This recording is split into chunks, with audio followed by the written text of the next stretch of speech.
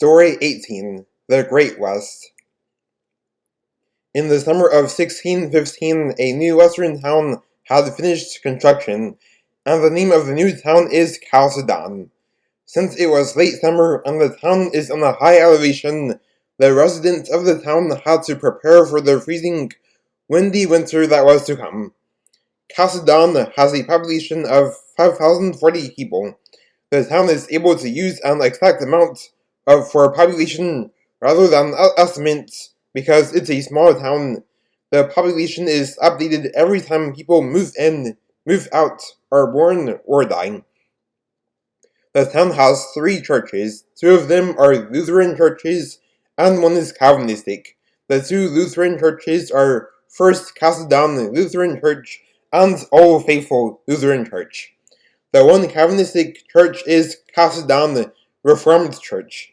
Martin Powell is the pastor of First Chalcedon Lutheran Church. His little brother Jason Powell is the pastor of All Faithful Lutheran Church. Peter Lockwood is the pastor of Chalcedon Reformed Church. 3 of these pastors have large families. Martin has a family of 14, Jason has a family of 11, and Peter has a family of 10.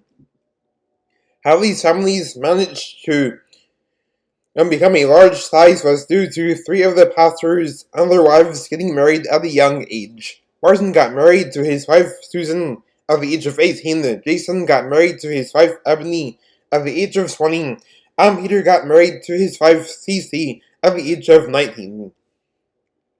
72% of the town's Christian population is Lutheran, 24% of the town's Christian population is Calvinist, and only 4% of the town's Christian population is non-denominational. 60% of the town's population are Christians, and 40% of the town's population are non-believers. The town has an elevation of around 2,150 meters above sea level. On Sunday, December 31st, 1615, it was a freezing cold morning, and it was the second to last day of the holiday season. People came into church, and Martin preached a sermon about how Matthew 26 through 28 is evidence that Jesus Christ is both physically and spiritually present in communion. The average service in this church are 75 minutes long. About the first 15 minutes is worship service. In the worship services, the congregation sings traditional hymns and Genevan psalters. Then the next hour is the sermon. In a field near the church, there was a deist man who lost his wife due to illness, and he was addicted to alcohol. He was in the field getting drunk on whiskey. Then he took a peek at the church and got angry, and then he walked sluggishly into church and asked why there's suffering in the world. Then Martin explains that the reason why there's suffering in the world is because of the fall that happens as a result of Adam and Eve's sin. After that, the deist man just mumbled angrily and then walked out of the church. Then after the service, Martin saw the deist man in a sober state and attempted to witness to him. After this, the deist man came to the Lord, and he renounced the false religion of deism in favor of Christianity. The name of the man who just got saved is Henry. On that very afternoon, Henry apologized to his children for being verbally abusive to them, and then he went to a rehab center to overcome alcohol addiction. Before he went to the rehab center, he told his children that he was going to be in the rehab center until he overcomes alcohol addiction, and then his children went to live with his sister during that time. At night, the whole town gathered together to celebrate the new year of 1616. Then came midnight on Monday, January 1st, 1616. It was officially the new year, and a couple of people were making New Year's resolutions. Some of the people chose not to make New Year's resolutions due to most people's New Year's resolutions being a total fluke. Then on the night of Wednesday, January 3rd, Henry attended a church service for the first time at First Chalcedon Lutheran Church. Then at the end of the service, Henry was baptized in the tub located in the room behind the pulpit.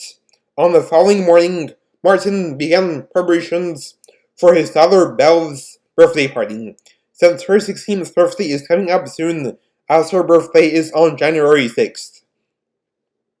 As Martin was planning the birthday party, he realized that his daughter is going to turn 16 on 1/6/16/16, which makes Belle's 16th birthday extremely special.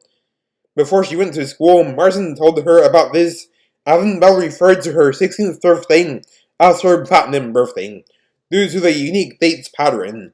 In the afternoon, Belle handed out invitations to her birthday party at the schoolhouse, and she invited her friends to the party. On Friday, January 5th, the newspaper went out that day, and the newspapers were talking about the unique date 1/6/16/16, which was a rare date where the month value and date value combined matched the first and last two digits of the year.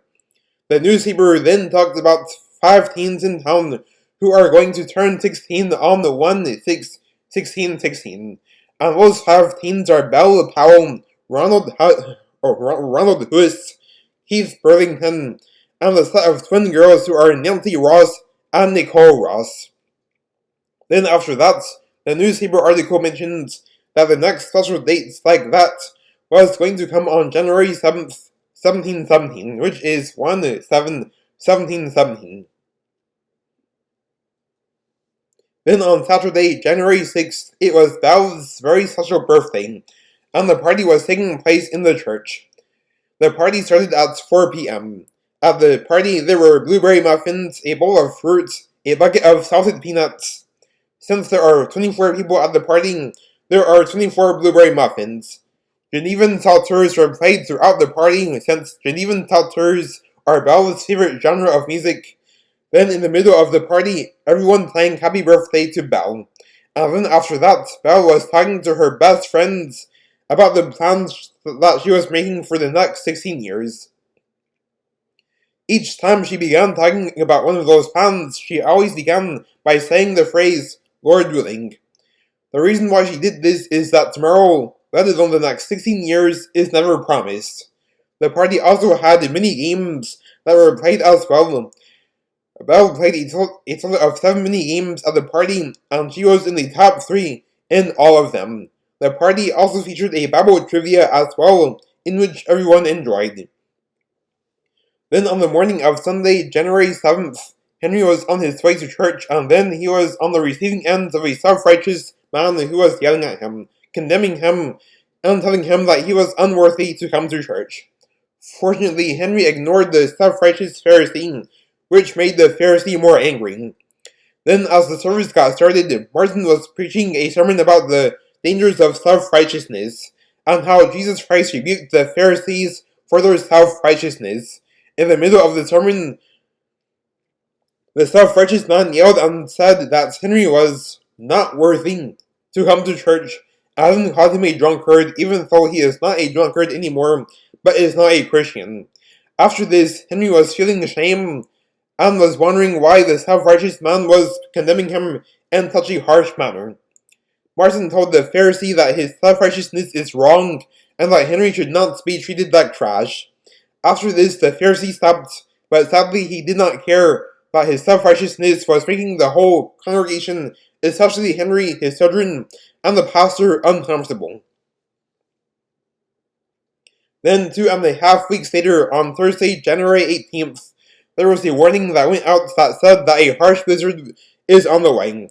The citizens of Chalcedon were preparing for the harsh blizzard by running errands to stock up on food, and they also made sure to get a good water supply to have water to drink during the blizzard. Then on Thursday evening, the harsh blizzard started and winds clocked up to 130 kilometers per hour. During the blizzard, Belle was relaxing in the basement, sitting in the front of the crackling fireplace and drinking a cinnamon hot chocolate. She was also reading a Christian book that was written by Martin Luther. What made this more relaxing was that she could hear the blizzard from outside, because of winds going up to 130 kilometers per hour. It was a relaxing night for Belle, as she enjoyed the solitude of the crackling fireplace and the cozy hot chocolates. Martin enjoyed telling his wife jokes that had to do with winter and the mountains. They were both in the living room. The temperature during the blizzard was minus 20 degrees Celsius.